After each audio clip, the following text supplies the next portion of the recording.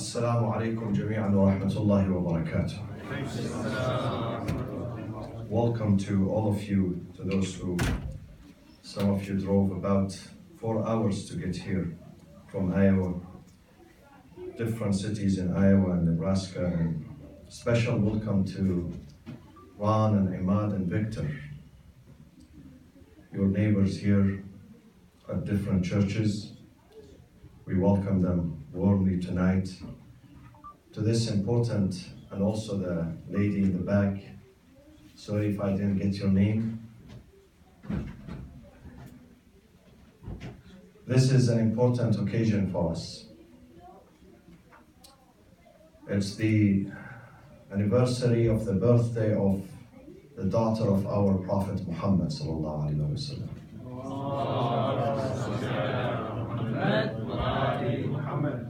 And this anniversary also is called Muslim Women's Day, which coincided yesterday with the International Women's Day.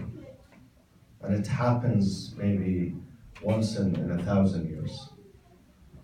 Yesterday was March 8th, which was the International Women's Day, and the 20th of Jumada al-Thani, which is the birthday of Lady Fatima, and also the Muslims Women's Day.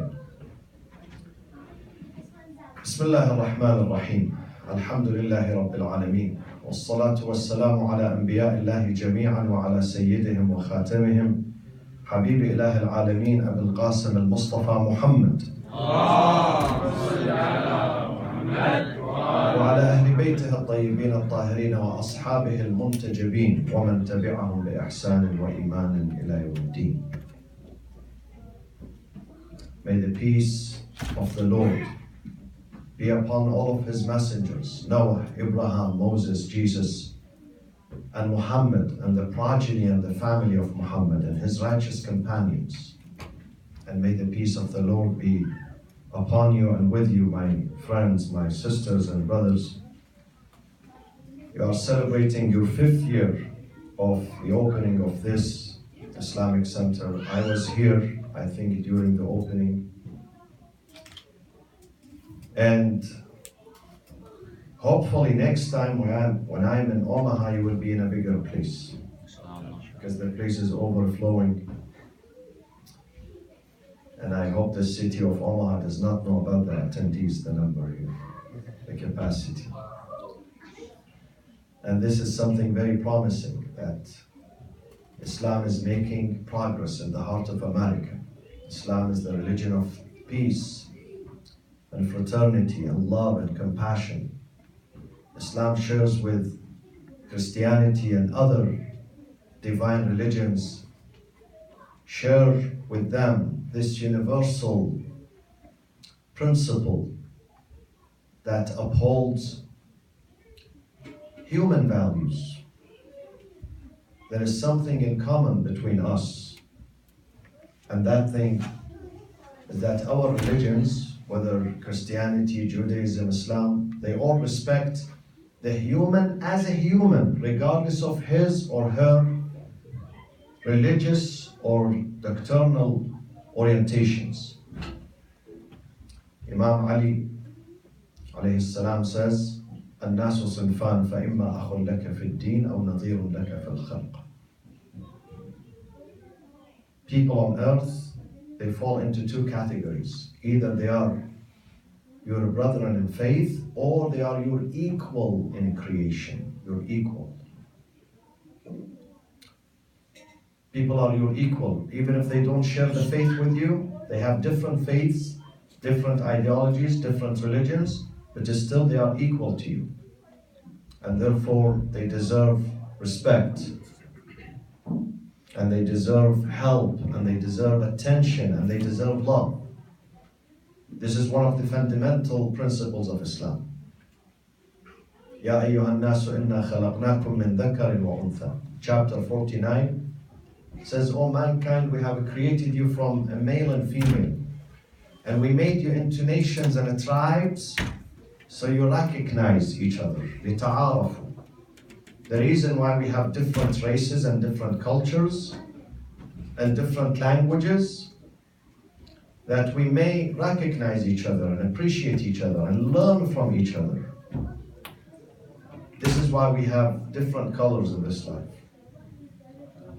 When you put them together, they work. They give a special flavor to this life.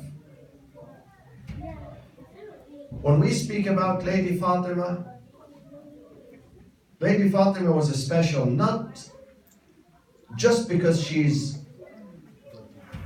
biologically related to the Prophet, because the Prophet had other daughters too, total of 4 daughters, and Fatima was the youngest among them, but she was the most special.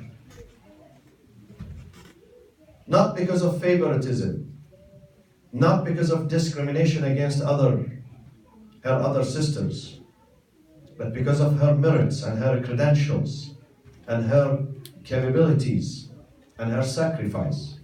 She was a special.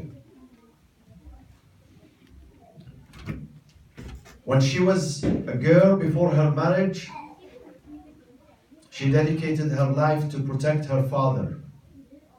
Her father was preaching in a hostile environment in his hometown, Mecca. People did not welcome him. Why? Because there was a lot of racism at that time, a lot of discrimination, a lot of bigotry.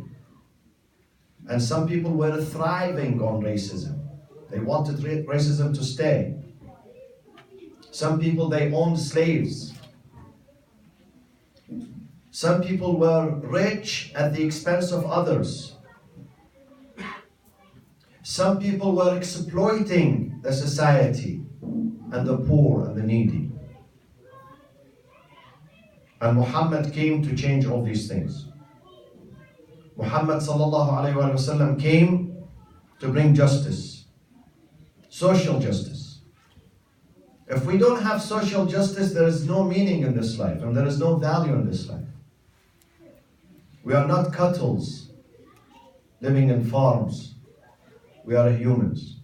God has distinguished us from others by bestowing on us human soul, by bestowing on us intelligence. الرحمن علم القرآن خلق الإنسان علمه البيان. We have bayan. Bayan means an intelligent expression, an intelligent understanding of things in this life. We are different than animals. And therefore we are not here only to eat and drink and party. We are here to build. We are here to save. We are here to help. Our book says, if you save one human soul, it means you have saved the entire humanity. من أجل ذلك كتبنا على بني إسرائيل. هاي آية في سورة المائدة. من أهم الآيات في القرآن الكريم. من أجل ذلك كتبنا على بني إسرائيل أنه من قتل نفسا بغير نفس أو فساد في الأرض فكأنما قتل الناس جميعا ومن أحياها فكأنما أحيا الناس جميعا. If you murder a soul with no reason, as if you have murdered the entire humanity. An assault against one individual is considered an assault against the entire humanity. And when you save one single life of any individual,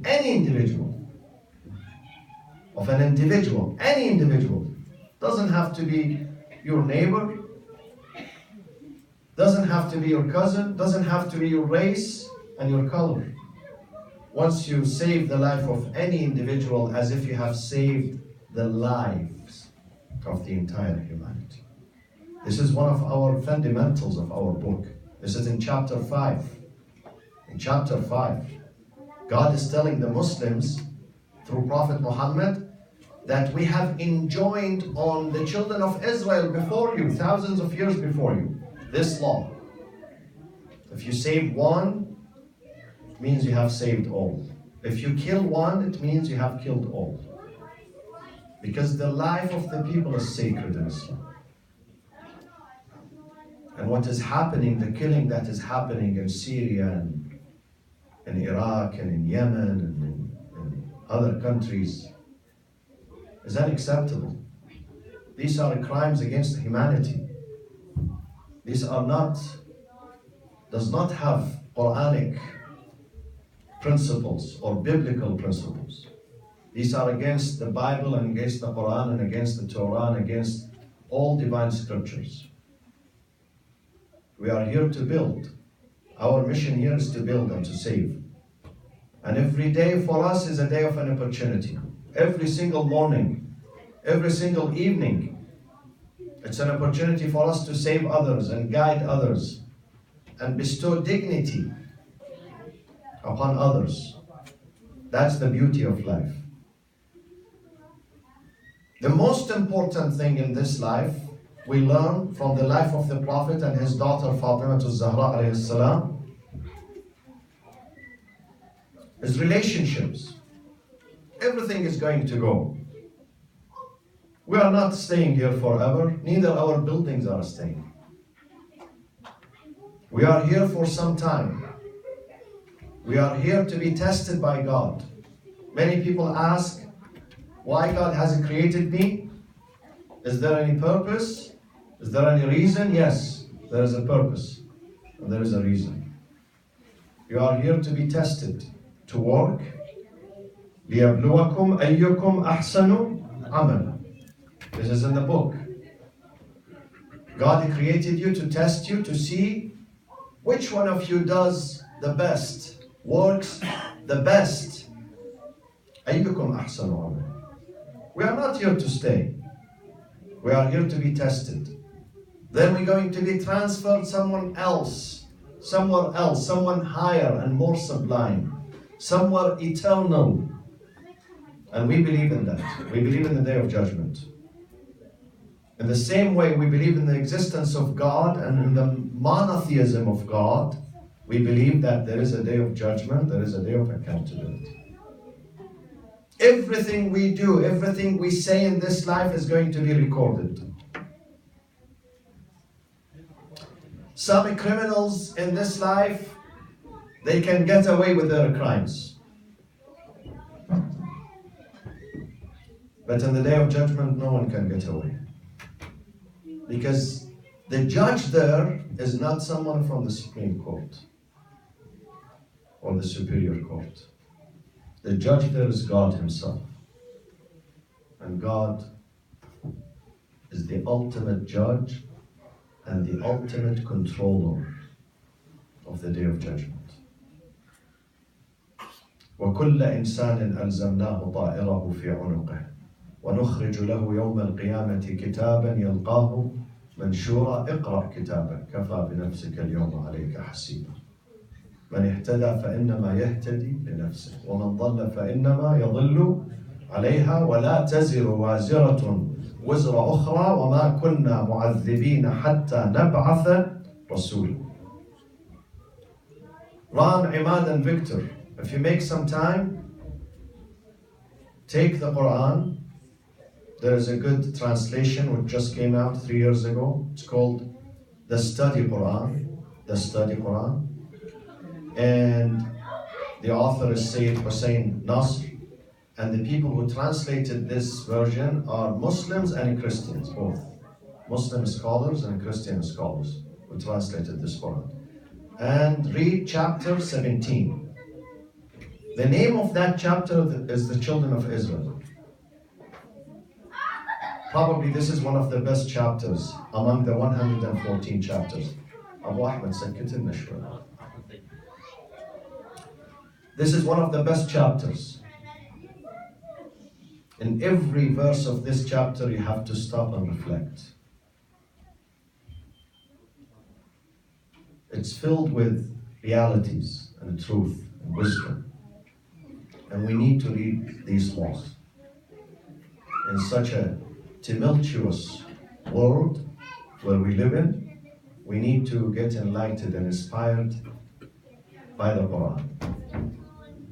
God says, whatever you do here, you're going to see it. It's in your file.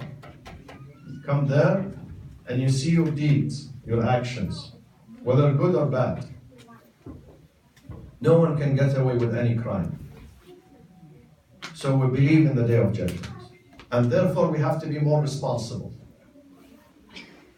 Islam teaches us that we have to be responsible not because of the fear of the cops in the streets, or the judge in the court, or the judiciary system, or the government, or the FBI, but because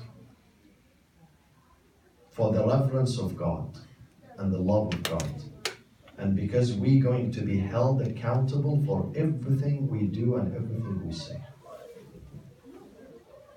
Everything we do and everything we say. Death is not the end of our journey. Quran says death is the beginning of the real life. Yes, the body is being buried, but the soul does not die. And the soul and the body is going to be resurrected by God. And we will stand before God. يَوْمَ يَقُومُ النَّاسُ لِرَبِّ الْعَالَمِينَ. We stand before God. And then that is the day of judgment. And people are going to be of two groups. Those who did well, those who fulfilled their purpose and their mission in this life. They led a life of righteousness and integrity and honesty and service. They're going to enjoy the paradise. Those thugs and criminals who also dedicated their life to murder, to destroy, to kill, to divide, they have another fate. Of course, God is the God of forgiveness.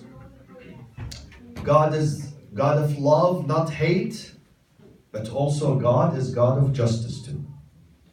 The Quran says, لا يستوي أصحاب النار وأصحاب الجنة أصحاب الجنة هم الفائزون.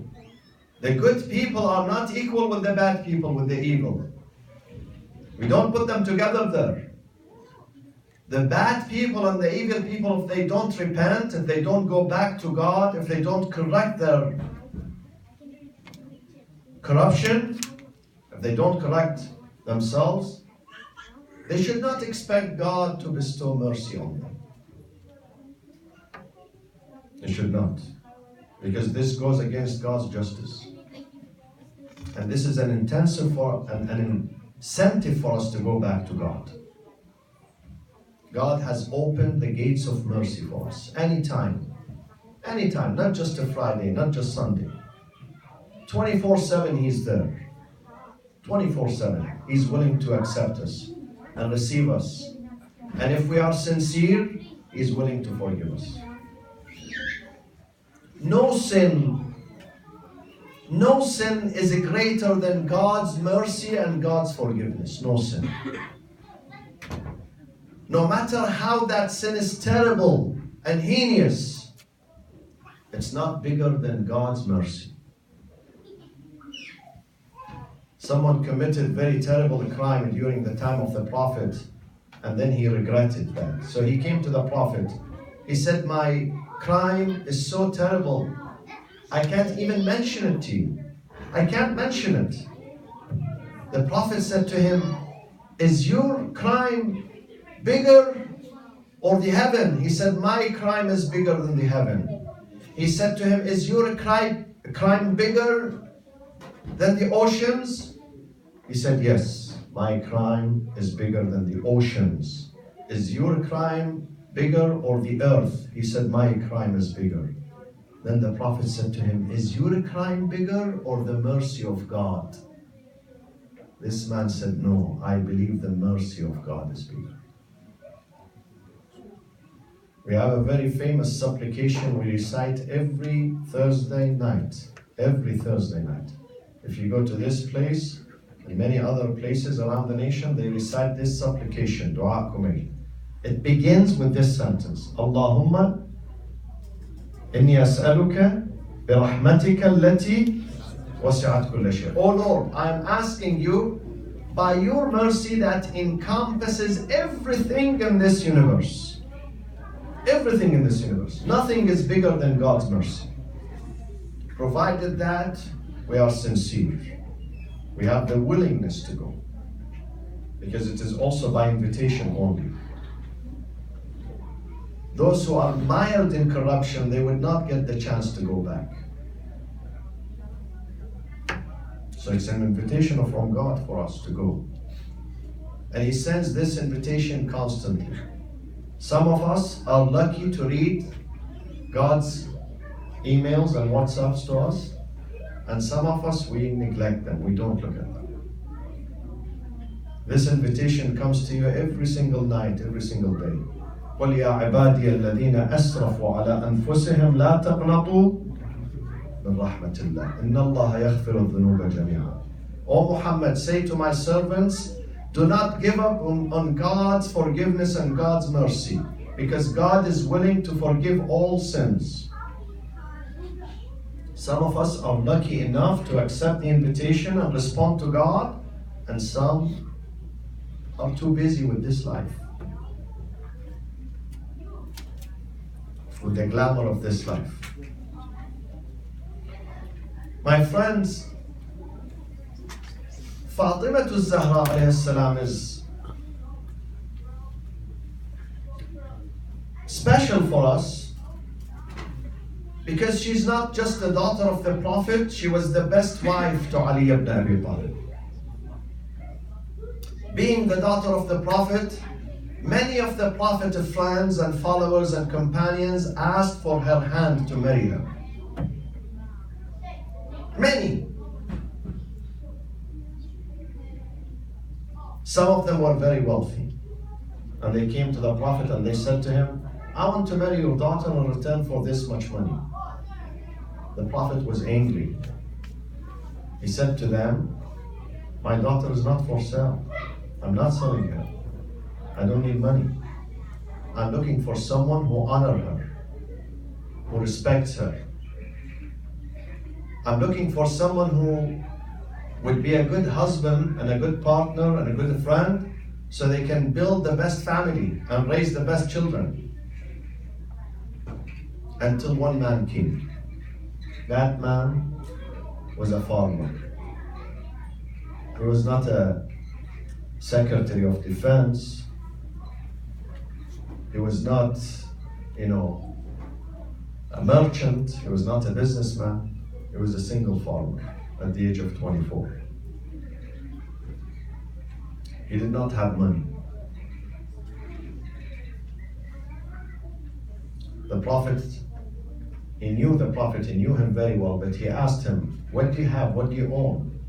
He said, I own only 3 items. He has no piece of land, he has no property, he has no house, he has no room. But he said, I have 3. In terms of materialism, I have 3 items. I have my sword. The Prophet said, but we need your sword. You need to defend yourself and your community. So you need the sword. The second thing, I have a skin water container because I'm a farmer and I carry the water with this skin container. The Prophet said, then you need this because you need to work with this. And the third item, he said, I have my shield. I use it in the battlefield. The Prophet said to him, I know you. Since you were a baby, I know you. I'm the one who raised you. And I know you are courageous enough, you don't need a shield. The sword is enough for you. Go and sell the shield and provide for my daughter 1 silver room, 1 single small room with a very modest furniture. The story goes back to 1400 years ago. And that man was Ali ibn Abi Talib alayhi salam.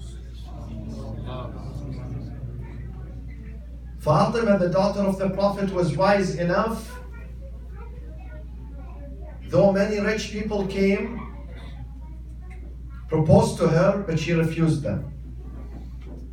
Because many of them, they had money, but they did not have manners. They did not have commitment. But she chose Ali who's financially broke. He has no money, but he's full of goodness. His pocket is empty, but his heart is full. Is full with love. Is full with mercy. Is full with goodness. And therefore those two couples, they established what I call them the first universal family. In America we have the first family. You know them. You know who the first family is. But I call the family of Ali and Fatima the first universal family. Universal for all mankind. Because they set the example. This husband and this wife, this father and this mother, they set the example for the rest of the humanity.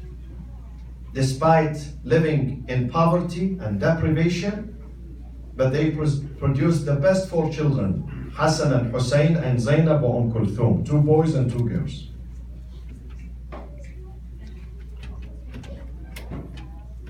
This is a lesson for our young ones, those who intend to get married. Today in our societies, when someone proposes to a girl, she would tell him, "What would you do for me? What would you do for me?" But I believe this is not the right question. She should ask him, "What would you do for your society and your community and your country first?" Don't put yourself before your community. Don't put your family before your community. First,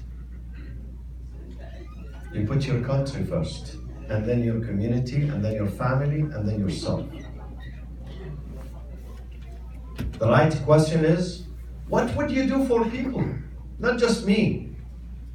If she says, "What would you do for me only?" then she's a selfish person. The right husband for you is the one who not just serves you, but serves your community and your country too, and serves others. Believe me, a person who's willing to serve others is going to be the best servant to you too. And whatever I said about the man, I would say about the lady. If you are thinking of a good partner, don't think just of yourself. I'm attracted to her, she's so beautiful. This is not good enough to get married.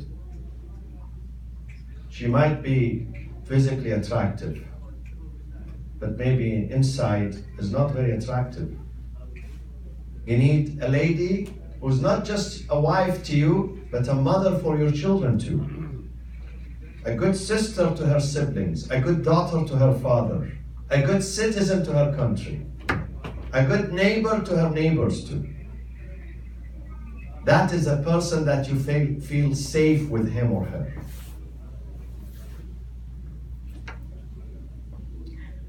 Therefore, when a person comes to Imam Hussein alayhi salam and he says to him, "I have one daughter and I am worried about her." People could propose to her, "I don't know, who should I accept? I'm worried about her. Who should I give her to? Who should I give her to?" Imam Hussein said, "زوجها ممن يتق الله تعالى." My answer to you, that give her in marriage to someone who reveres God, who loves God, who fears God. Because that person is a noble person. You don't worry about the future of your daughter. If someone marries her and he looks at God before he looks at you, he looks at God. He looks at God before he looks at the judge. Someone who fears God is not going to hurt your daughter. But some people, they do pray and fast, but they don't fear God. This is why piety and righteousness and the fear of God and reverence of God is the most important essence of our religion. It's the epitome of our religion, piety. Ya ayyuhan nas, this is in chapter 2. O mankind, اتقوا ربكم الذي خلقكم والذين من قبلكم لعلكم تتقون. كل هدف الخلقة يتلخص في هذه الكلمة. كل هدف الخلقة. اتقوا ربكم الذي خلقكم والذين من قبلكم لعلكم تتقون. O mankind, revere your Lord who created you and those who are before you, so you may reach righteousness and piety. Righteousness and piety. Be full human being with full humanity. Today we have people who go to churches and synagogues and mosques, but they are not necessarily full human being. Today we have people who practice religion, prayers, but they gain nothing. They gain nothing. God says you have to be pious. When you pray, you have to sincerely pray to me. I'm not interested about your mechanical prayers. I'm interested about the spirit of your prayers and your dedication. For the prayers forbids you, إِنَّ الصَّلَاةَ تَنْهَى عَنِ الْفَحْشَاءِ وَالْمُنْكَرِ. The right type of prayers, the healthy prayers, is the one that forbids you from shameful acts and shameful behavior. So whenever you find someone has self-control, does not hurt others, does not encroach on other people's dignity, then this is the real worshipper of God. This is the real mu'min. This is the real believer. One day the Prophet Muhammad sallallahu alaihi wasallam,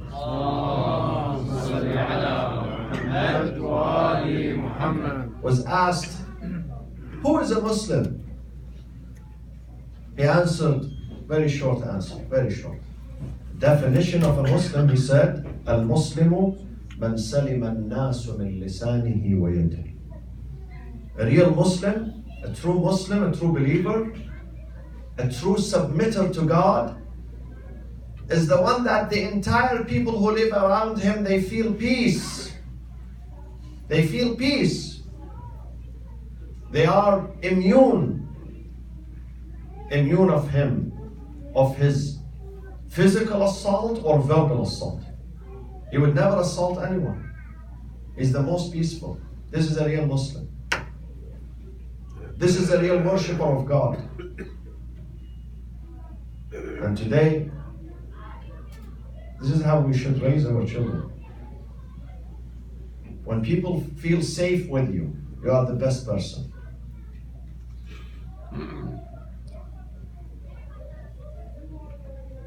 Think of how you bring peace to yourself and to your neighborhood. God does not want us to increase the number of cops in the streets. This is the wrong way of doing things. The job of religion is to create self-awareness. The job of the engineer is to build the bridges and streets. The job of those doctors and physicians and surgeons is to treat you. What is the job of religion? What is the job of the Prophet?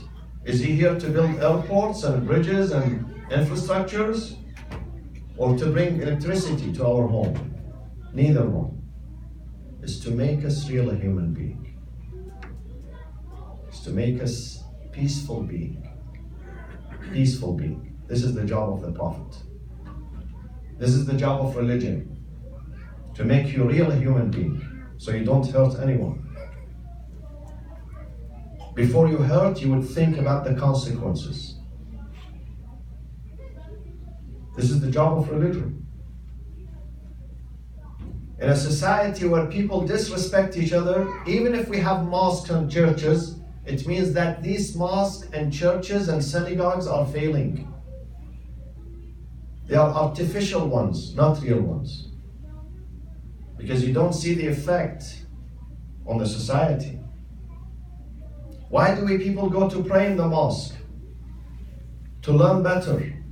If you go to a society where they have schools and universities, but still you go outside to the street and you find people illiterate, ummiyun, illiterate. What would you say about these schools? Are they functioning? They are not functioning. They are not doing the job. Likewise, in a society where you have religious institutions, many religious institutions, and then outside in the street there is injustice, there is corruption, there is dishonesty, it means these religious institutions are not working. They are not genuine. Something wrong is going on. We have to see the effect of the church in the neighborhood. We have to see the effect, the impact of the mosque on that neighborhood. Otherwise, we are wasting our time. We are wasting our money. Why did you open this place 5 years ago? Just for your kids to, run around here? Or to eat food from this kitchen here? Which one? Though there is nothing wrong with eating food and having socialized with each other. But the most important thing is to learn. And the most important thing to learn, why do we learn? Is to change. Is to change. I have to change myself every day.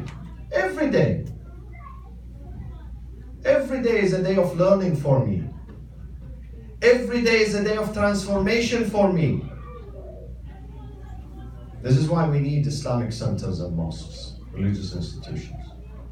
So we change, we get inspired, we learn, we discover new things, so we can change. And my friends, if we don't change ourselves, we would not be able to change others. Someone said, a scholar, Muslim scholar, one day said, he said, in the past I was clever, so I wanted to change the whole world. Today I am wise, I intend to change myself. Imam Ali alayhi salam says, يا أيها الرجل المعلم غيره هلا لنفسك كانت التعليم تصف الدواء وأنت أولى بالدواء وتعالج المرضى وأنت سقيم. If you want to change others, you have to begin with yourself. It's like some doctors who give the prescription to others, but they themselves, they get sick and they don't use that prescription. We should use the prescriptions ourselves first. These places, we come here, yes, to socialize, to get to know each other, and you just saw the food now, and the smell is coming out soon. But this is not the ultimate purpose, because we can have food in the restaurants at home. Here it's food for thoughts, and food for hearts and souls.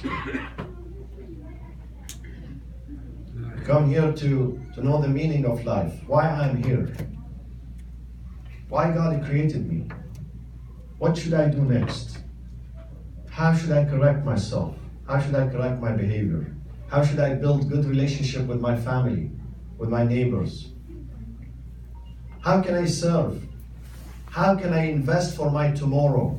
Tomorrow means the day of judgment, the next chapter in our life. How can I leave behind a good legacy? When I die, I leave a good legacy among people. We learn these things at churches and Islamic centers and mosques. I congratulate you for being here and helping this place. And you need to expand, and we need to learn, and we need to integrate with others. My friends, in America, we are a small minority. The vast majority of the American people, they know nothing about Islam. Not that they know nothing, they think Islam is a bad religion and Muslims are terrorists and evil people. They came to plunder this land. They came to impose their Sharia law on America. They came to change the churches into mosques. They came to force women to put on veil. This is not true. This is not true, my friends. Because the first thing we learn in our religion is that you would not impose your ideology or your religion or your views on anyone, including your family and your children. The first thing we learn in Islam, we learn that God created us and He gave us a free will, free choice, free will, and a free choice. The first thing we learn in Islam to respect others. The first thing we learn in the Quran to protect synagogues and churches and places of worship. If they are attacked, we must go rush to protect them. We are not here to convert anyone. If we can convert ourselves to be good Muslims, then that is the best thing. فذكر. God says to Prophet Muhammad, you just remind. إنما أنت مذكر. You are only a reminder. لست عليهم بمسيطر. You are not controller over people. You should not force people to accept your religion. Leave it to them. So we have to integrate into this society. One of the first things of integration is to use the English language in your institutions. I love Arabic. I am an Arab. My favorite language is Arabic, but for the last 24 years, when I stand before the microphone, I force myself to speak English. Because I'm not in Iraq. Had I been in Iraq, I would use my Arabic, and I'm very fluent in Arabic. And I love to speak Arabic, but because I'm in the United States of America. And if I need to help and change and inspire people, then I have to use the language of the land. The language of the land. And this is a law in the Quran. God says when we send prophets and messengers to communities, we send them with the language of the people. God was sent to the Israelites with their own language, Hebrew. Muhammad was sent to Mecca with Arabic. They have languages, their own languages. So if you want to protect your children, you must provide them with English language, because your children are born here and raised here. And their first language is English, not Arabic or Farsi or Urdu. I know some of you are reluctant to do this, I know. Some of you are unhappy about it, but this is my advice to you. This is the way. This is the only way. This is the only way. First, you have to think of the young generation. Look at how many young ones you have in this audience tonight. You should not deprive them. This is their first language. This is how they think. Incorporate English.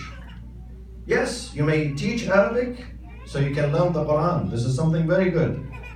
But the formal language of an Islamic center in the heart of America should be English.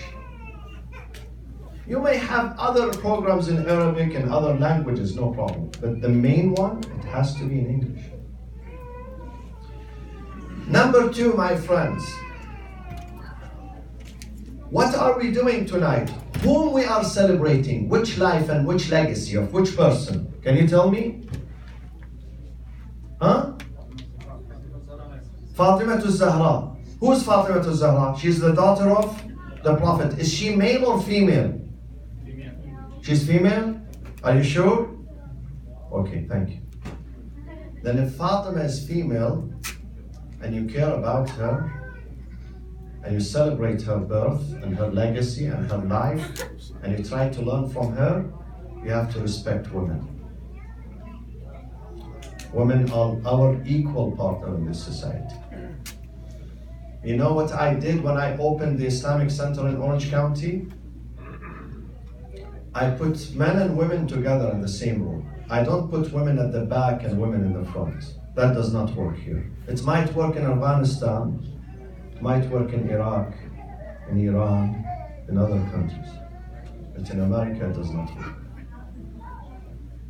Hopefully you will open a bigger place, Dr. Sami, and now you have Dr. Zaid with you. Get hold of him, and you put brothers and sisters equal. Why should always women sit in the back? Are they less educated? Some of them are more educated than us. Are they less experienced, less qualified, less human? No. So you have to change these things. Nowhere in the Quran God said women have to sit in the back and men in the front. Nowhere. Show me. Where is it? Nowhere. Men and women come here to learn. These are very respectful settings. So in a respectful setting, when people come to learn, to excel, they have to be equal. They have to have their own rightful place.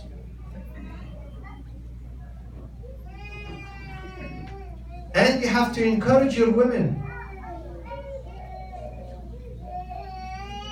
A patriarch society that is dominated only by men and men control everything, that is an Islamic society. God does not like that society. God does not respect that society. Believe me, no Muslim community can progress if they put women, if they treat women as second-class citizens.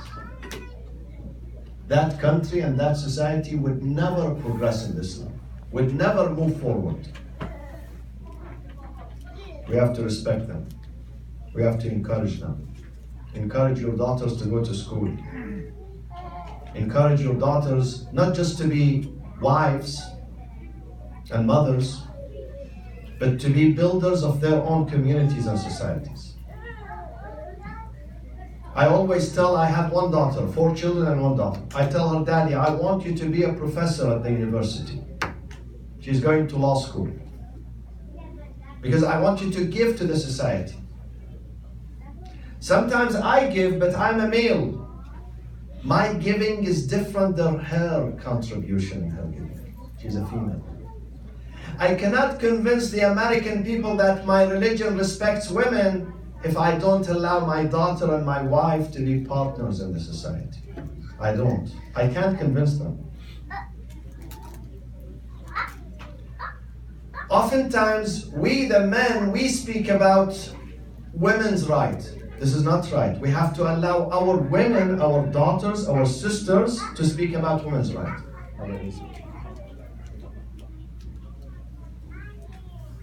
They have to represent themselves. Men should not be the spokesperson for women in this country. What's wrong with women? They can't speak? They are mute? No, they are not mute. They are intelligent. Let them speak on their own behalf. These things we have to change them, my friends. We have to change our understanding of the book of God, the Holy Quran. Because sometimes we misunderstand the book of God. And the third, where I conclude, reach out to others. Yes, you are Muslims and you are proud of your Islam, but reach out to churches as you are doing today. Go to other institutions. In this society in America, one of the good things that we learn is diversity. We subscribe to many religions. Hindus, Buddhists, atheists, Christians, Jews, Muslims, Shias, Sunnis, others. They are all citizens of this land. And we have to establish relationships. See what is happening in Iraq because of sectarianism? What do you see in Iraq? Do you see any progress? You see destruction. You see bloodshed. You see killing. You see starvation. You see corruption. When people don't respect each other. But when they respect each other and they celebrate their diversity, they celebrate their pluralism. They celebrate their pluralism. Even though they disagree with each other, but they respect each other. Everyone has a freedom to speak in this country. I've been speaking in this country for 25 years. Never it happened that one day someone from the CIA or FBI or the police says, oh, we want you to say this or don't say that. Never. I'm free. I speak my mind. I don't fear anyone. I don't fear anyone. I say what I believe it's right. I criticize the president, the government, my religion, my community, other communities. I speak good about others and bad about others. Never one day someone came to me and he said, oh, don't say these things. But do I have the same freedom in Muslim countries? No, I end up in jail. I lost 15 members of my family in Iraq, including my grandfather, who was killed by Saddam Hussein because he did not support Saddam Hussein in his aggression, in his tyranny. He was killed in the prison. 15 members of my family. So let's celebrate this freedom. We are in a country where you have freedom of expression. You have to exercise that. This is part of your citizenship. Some people, they want to be citizens just to get the American passport, so they go in and out. But this is not the essence of citizenship. The essence of citizenship is to vote, is to have the right, the choice of voting, is to express yourself, is to practice your faith, your religion, without intimidation, without fear. This is the essence of being a citizen. And you have to exercise that. At the time of election, you have to go to the ballot box. If you are a citizen, you have to. You should have a say in these elections. State elections, federal ones, the mayor, the city council, the president, the Congress. Oftentimes we say, oh God, please help me. No, God, I don't like this president. Oh God. Believe me, God will not change anything. God says, I give you the tool yourself. إِنَّ اللَّهَ لَا يُغَيِّرُ مَا بِقَوْمٍ حَتَّى يُغَيِّرُوا مَا بِأَنفُسِهِمْ. God will not change our conditions unless we change the circumstances, unless we get involved. Get involved and then ask God for help. But don't ask Him for help if you are lazy doing nothing. God is not going to listen to you. Are you hungry? Very hungry. Has been 52 minutes. Probably this is one of the longest speeches in the history of Nebraska. So, once again, thank you for being here tonight. And may Allah bless you all. And may Allah protect you. And thanks for those who drove long distances to be here. And once again, we congratulate you on the birthday of Lady Fatimah al-Zahra alayhi salam. And may we receive her intercession and the intercession of her father, the noble Prophet Muhammad sallallahu alayhi wa sallam. أقول قولي هذا وأستغفر الله لي ولكم وصلى الله وسلم على سيدنا محمد وأهل بيته الطيبين الطاهرين.